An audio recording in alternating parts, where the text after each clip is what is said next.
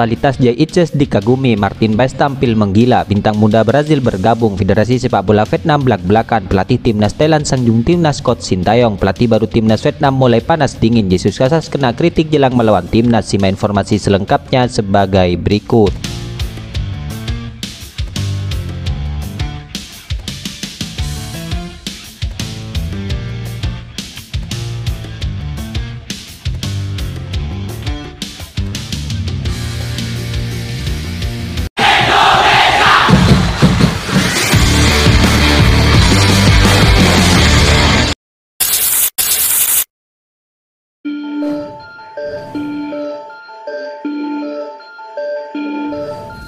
Calon kiper timnas Indonesia Martin Paes tampil menggila setelah masuk tim terbaik MLS pekan ke-15, di mana sang pemain membawa FC Dallas menang di Piala Amerika Serikat pada Kamis 23 Mei 2024. Tak hanya membawa tim tersebut meraih hasil gemilang, Martin Paes turut mendapatkan penghargaan Man of the Match di laga ini. Meski unggul dalam skor, FC Dallas tidak diberikan waktu bersantai oleh tim lawan. Martin Paes selaku palang terakhir pertahanan dibuat terus pontang-panting. Namun kiper yang telah berstatus warga negara Indonesia itu cukup baik dalam menggagalkan peluang-peluang lawan. Dalam laga ini, Martin Paes lagi-lagi menunjukkan kemampuannya sebagai kiper yang mumpuni. Dia tercatat melakukan 8 penyelamatan yang secara tak langsung membantu FC Dallas akhirnya menang. Performa apik Martin Paes di MLS ini membuat penampilannya bersama timnas Indonesia kian semakin ditunggu-tunggu. Meski demikian, sang pemain belum bisa membela skuad Garuda lantaran sejauh ini masih mengurus perubahan asosiasi dari KNVB ke PSSI.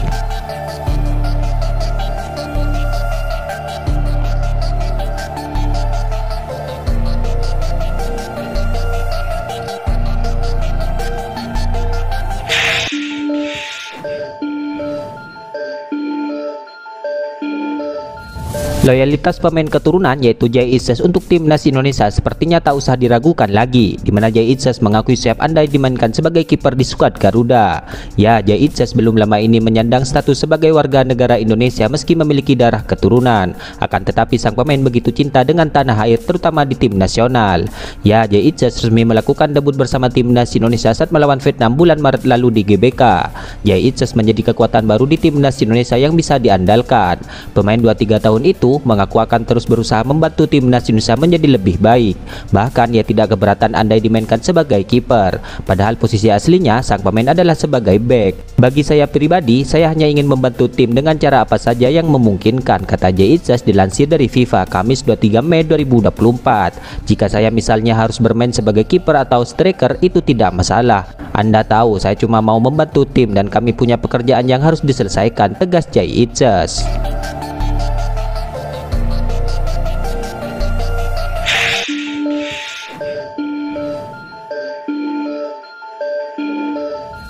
Timnas Indonesia U20 diketahui akan bermain di turnamen Toulon Cup 2024 yang akan digelar di Prancis selama 3-6 Juni mendatang. Ayah Welber Jardim kabarnya mengatakan bahwa sang anak telah terbang dari Brazil untuk bergabung dengan skuad Garuda Muda. Ya, Timnas Indonesia U20 sebelumnya akan menjalani pemusatan latihan di markas Como 1907 di Italia untuk persiapan. Namun sebelum ke sana, Welber Jardim akan lebih dahulu ke Jakarta. Tadi malam Welber Jardim dari kota Sao Paulo menuju ke Jakarta, Indonesia dengan transit di Doha, Qatar. Jelas ayah Welber Jardim. Kali ini Welber Jardim berangkat sendirian ke Jakarta. Sang ayah menyebut bahwa pemain 17 tahun itu antusias untuk bergabung dengan timnas Indonesia U20. Saya rasa Welber berangkat ini untuk main dengan teman-temannya di sana. Suasana baru bagi dia. Dia selalu bahagia setiap bertemu teman-temannya dan itu semua penting untuk proses perkembangan dan pengalamannya dalam karir, tegas sang ayah.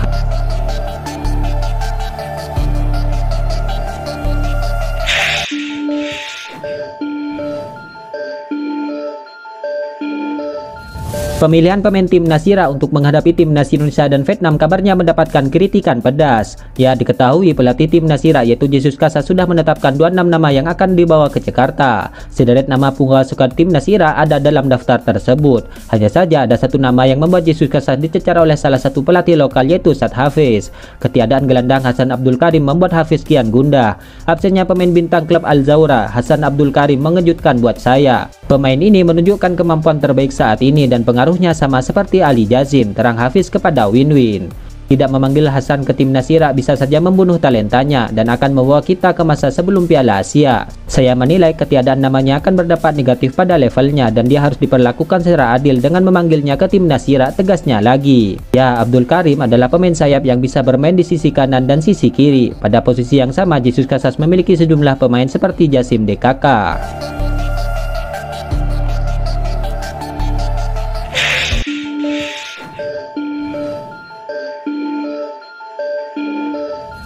Timnas Indonesia mendapat sanjungan dari pelatih timnas Thailand yaitu Masata Daisy, di mana skuad Garuda dinilai sudah berkembang pesat. Ya, di tahun ini peringkat FIFA Indonesia sudah melesat, kini tim Merah Putih ada di posisi ke-134 dunia.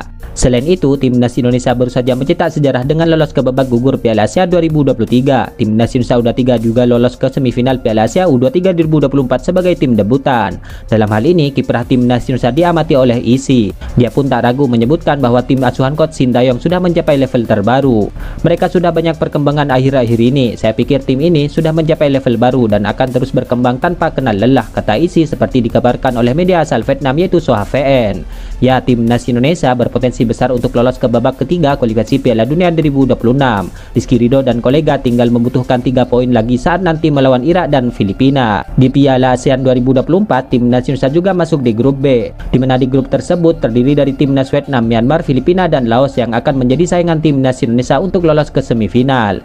Dalam hal ini, timnas Thailand baru berpeluang untuk bertemu dengan timnas Indonesia kalau keduanya lolos ke fase gugur Piala ASEAN Cup 2024 ini.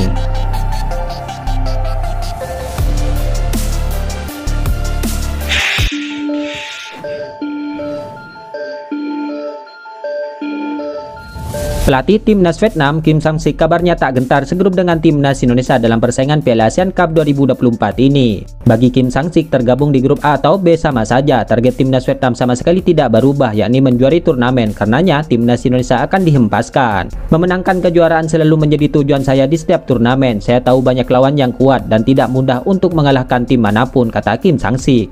Namun jika ada persaingan yang baik, maka tim Vietnam bisa memenangkan kejuaraan, ucap pelatih asal Korea Selatan itu. Salah satu lawan berat yang akan dihadapi timnas Vietnam dalam ajang ini adalah timnas Indonesia. Dalam 3 pertemuan terakhir, timnas Vietnam dibuat tak berkutik oleh timnas Indonesia. Namun bagi Kim Sang-sik, timnas Filipina juga lawan yang tidak mudah. Kebetulan pula, timnas Vietnam akan bentrok dengan Filipina pada 6 Juni nanti dalam agenda kualifikasi Piala Dunia 2026. Bertemu Indonesia akan menjadi pertandingan yang bagus. Jika kita mempersiapkan diri sebaik mungkin, tim Vietnam akan mendapatkan hasil yang bagus, ucap Kim Sang-sik. Kami juga bertemu Filipina pada bulan Juni. Mereka memiliki banyak pemain naturalisasi. Saya tidak tahu apakah para pemain ini bisa bermain di Piala ASEAN, tetapi jika mereka mempersiapkan diri dengan baik, tim Vietnam akan mendapatkan hasil yang bagus, ucapnya lagi.